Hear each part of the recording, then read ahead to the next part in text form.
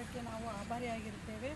ನಮ್ಮ ಸೇವೆಯನ್ನು ಗುರುತಿಸಿ ನಮ್ಮನ್ನು ಇಲ್ಲಿಗೆ ರೆಫರ್ ಮಾಡಿರ್ತಕ್ಕಂಥ ನನ್ನೆಲ್ಲ ಮೇಲಾಧಿಕಾರಿಗಳಿಗೂ ಹಾಗೂ ನನ್ನ ಸೇವೆಯನ್ನು ಅತ್ಯುತ್ತಮ ರೀತಿಯಲ್ಲಿ ನಿರ್ವಹಿಸೋಕ್ಕೆ ಸಹಕಾರ ಕೊಟ್ಟಿರ್ತಕ್ಕಂಥ ಸಾರ್ವಜನಿಕರಿಗೂ, ನನ್ನ ತಂದೆ ತಾಯಿ, ನನ್ನ ಪತಿ ಇವರಿಗೂ ಕೂಡ ನಾನು ಧನ್ಯವಾದಗಳನ್ನು ತಿಳಿಸುತ್ತೇನೆ.